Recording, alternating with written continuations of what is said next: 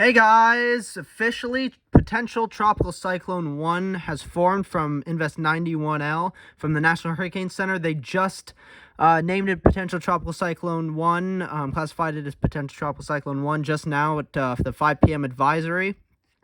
It currently has tropical depression, sustained winds of 35 miles per hour. Its central pressure is 1,003 millibars, and it's currently moving directly north at 5 miles per hour. Its formation chances within the next 2 to 5 days remains to be 90%. And if we click on it, we get our very first National Hurricane Center tropical cyclone cone for the 2022 Atlantic hurricane season for this system. You can see they expect it to become a tropical storm by early tomorrow afternoon, and it will likely landfall around the central to southwestern Gulf Coast of Florida as a tropical storm, with tropical storm watches in effect for the the entire central to southwestern part of the Gulf Coast of Florida, all of the Keys, and same thing, the central to southern parts of the east coast of Florida as well, including Miami, Naples, Fort Myers, Key West. So we will also get into all of the potential for rainfall and all of that coming up. And you can see and once it emerges off of Florida, it will remain to be a tropical storm, it looks like, through Tuesday. I'll show you what the GFS and European models particularly show. And the GFS model, currently, it's the 12Z run is in. The 18Z run, I don't think, is started to come out yet. I'll show you in a bit. But GFS one is really bullish with how strong it gets once it emerges off of Florida. But let's show you the wind speed probabilities. Here are the tropical storm force wind speed probabilities, preliminary, for really just Florida. And it looks like they have up to mainly a 10 to 20% chance of tropical storm force winds for particularly around Lake Okeechobee and including Naples and Fort Myers, just north of Miami. But Miami still likely will see pretty gusty winds. The biggest threat for Miami itself will be flooding rainfall. I'll show you that in a bit. The 50-knot wind speed probabilities and hurricane force wind speed probabilities are like nil, nothing, nada. Arrival time looks like it'll, earliest reasonable arrival time for tropical storm force winds, it will likely reach Florida overnight tomorrow night into Saturday morning. Likely will start to get there around, I'd say, midnight, 1 a.m., and definitely the middle of the night as everyone's sleeping there. And it will start to encompass all of central and southern Florida through Saturday at 8 a.m. and through likely 9, 10 a.m. And then it will start to get its tropical storm force wind field out into the Atlantic off the east coast of Florida. So there's that. And, of course, Cuba, it'll likely start getting its tropical storm force winds to you overnight tonight and into tomorrow morning. So be prepared for that. Be prepared for that for sure. And actually, let's show you the warnings thing so we can get an interactive. Let's put the track on. Let's see. Heading towards the Florida coast. Looks like, shows it getting to 40 miles per hour. Looks like landfall for the west coast of Florida on the Gulf Coast. Florida is going to be 40 miles per hour. And then as it emerges off of Florida, it looks like they have it strengthening to 45 miles per hour. This is by, actually, I should say, real quick, around landfall, looks like it seems they're projecting it to be, this is at 1:30 p.m. Central Time, so 1 p.m. Central Time, so 2 p.m. East Coast Time, so Eastern Standard Time. So it looks like it will make landfall at around somewhere around 2 p.m. Eastern Time, June 4th, so on Saturday, as I said. And then as it gets off of Florida, gets into the Atlantic, looks like they have it strengthening to 45 miles per hour by 2 a.m. Eastern Time, to 50 miles per hour by 2 p.m. On Sunday the 5th. and then all the way to the end here, they have it at 45 miles per hour. So it looks like their peak for it is 50 miles per hour, particularly, again, once it passes Florida and gets into the Atlantic. That definitely does seem to be where it has its best shot of really strengthening a good bit and really likely getting to its peak intensity there. Now let's look at how it looks currently. And you can see the low-level center, the part of the low-level center really is on the Yucatan Peninsula again here, basically right around here. But it looks like it will emerge back into the Gulf over water pretty shortly, likely within the next few hours, heading into later this evening. But you can see it... It definitely has all of its convection, all of its showers and thunderstorms around the center and east of it, as we likely figured it would, because of the shear going into it from the west, and so it's going to be a very, very lopsided system. Let's show you the forecast model track guidance. They're all still in great agreement. Likely will continue to the north and east across Florida and to the Atlantic and out to sea.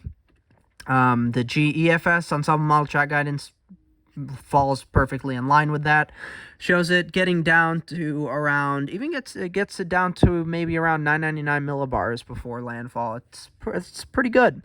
And then it merges off of the east coast of Florida, and as it continues to head out in the Atlantic, it strengthens. Its pressure continues to drop, 997 millibars, 994, 993.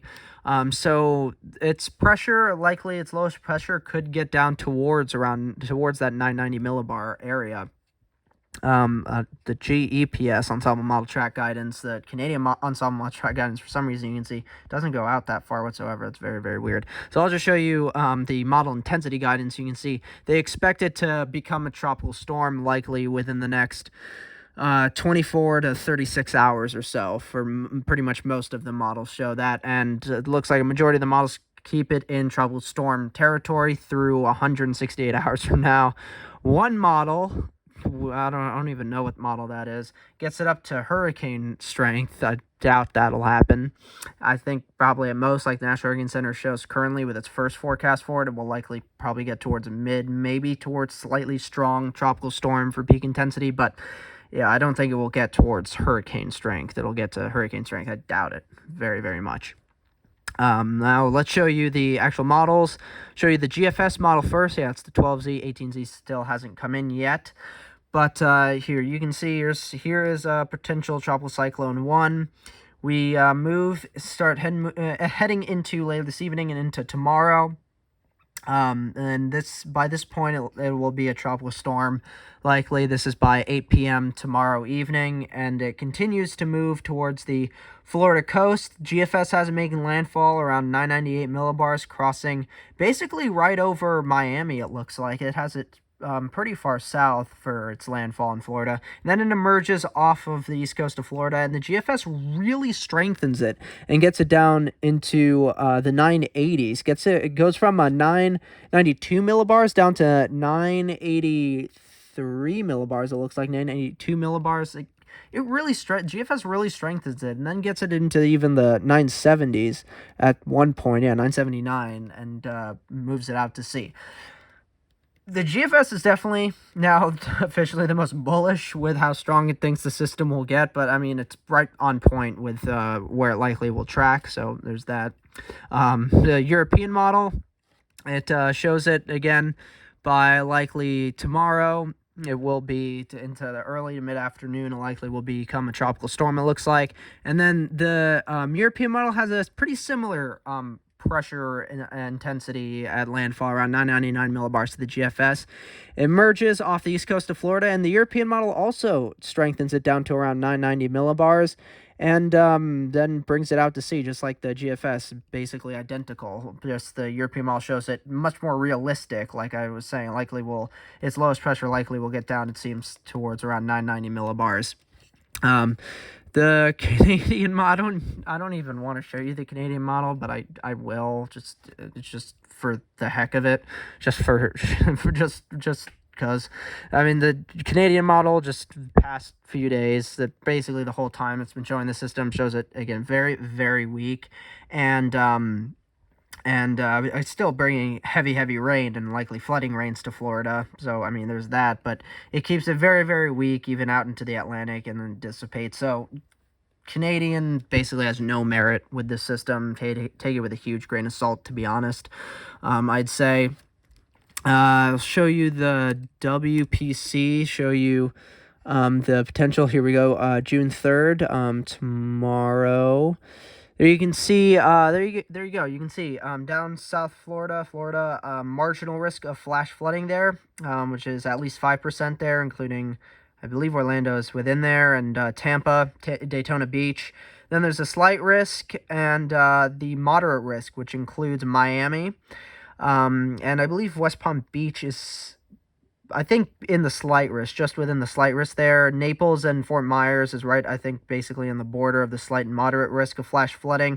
All of the keys are in the moderate risk for flash flooding. Again, this is, the rain's going to be very heavy. So we're really going to have to watch out for how heavy the rain gets. Let's see if I can show you. I'll show you the total rainfall from the models, so from the GFS and European. I'll show you.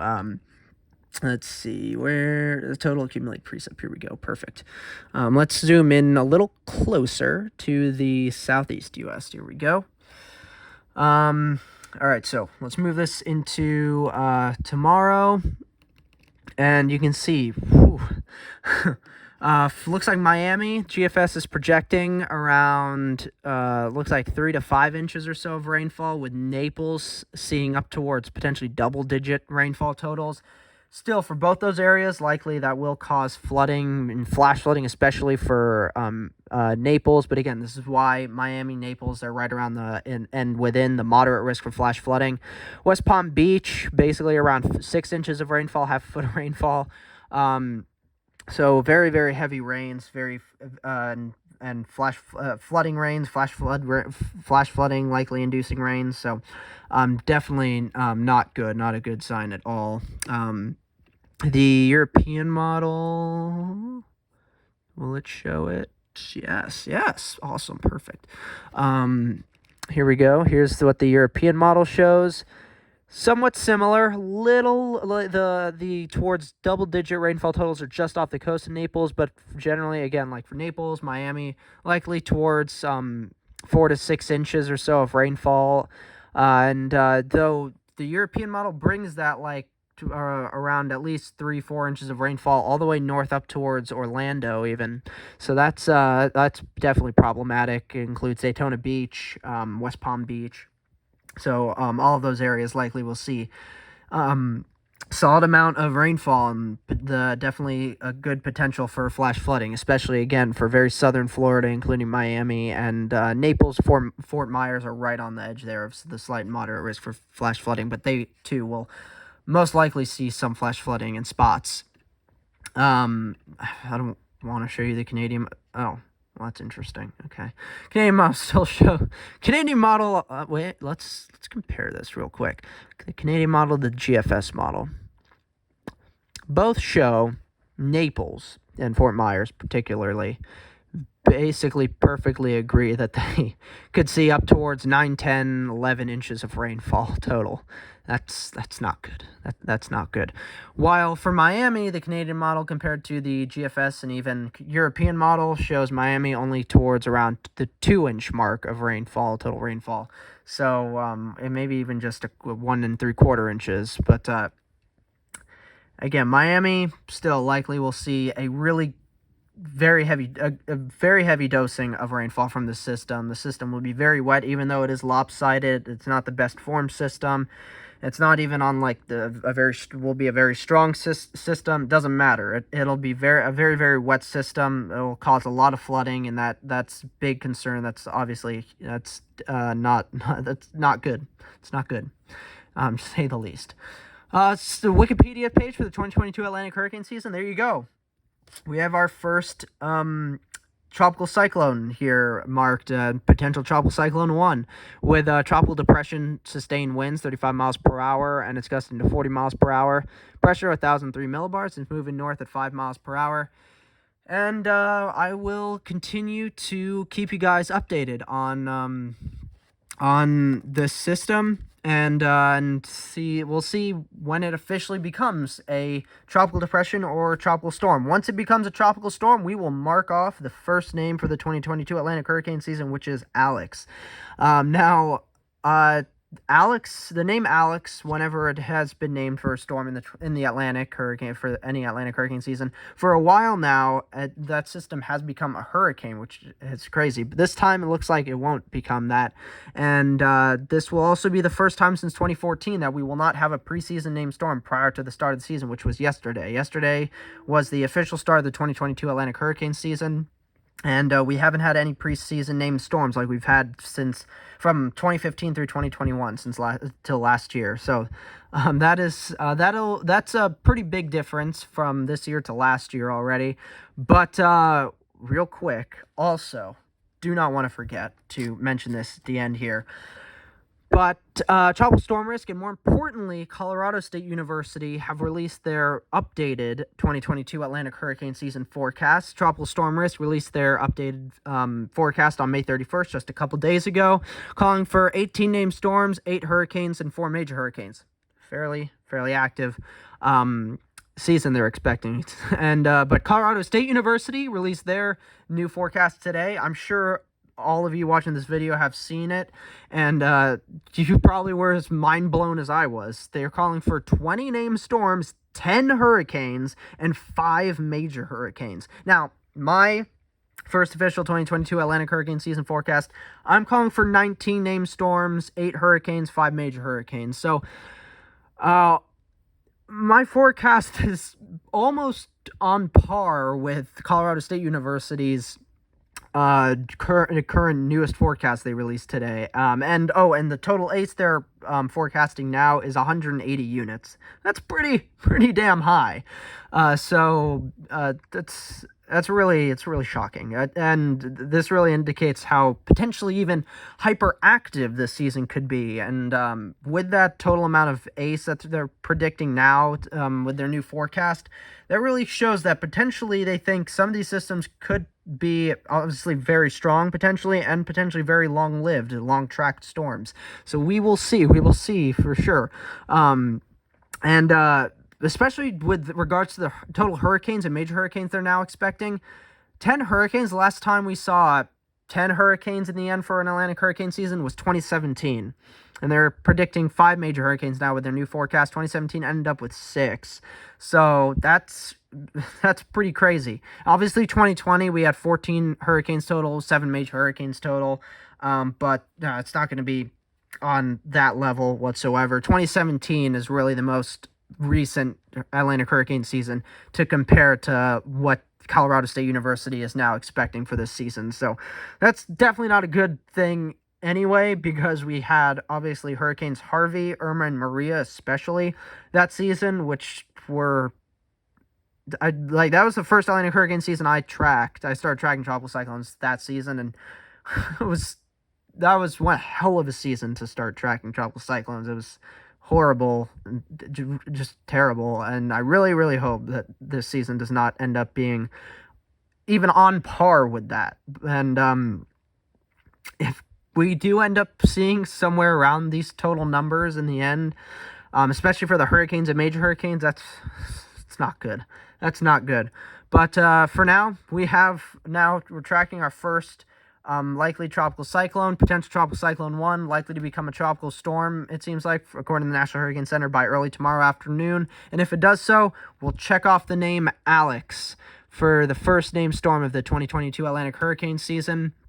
And I'm super excited to continue to track this storm with you guys, keep you guys updated on the storm, and especially for the pretty major flood risk for especially southern Florida as we head into tomorrow and the weekend. So thank you guys so much for watching. Really hope you guys enjoyed this video, found it informative, helpful, enjoyable. If you did, like the video down below. Comment down below what you guys think will happen with this storm. When do you guys think it will be named? Do you agree with the National Hurricane Center? Do you think it will be named by as early tomorrow afternoon? Or do you think it may form a little earlier, a little later? What do you guys think? And also, comment down below what you guys think with especially Colorado State University's newest forecast today that they released today.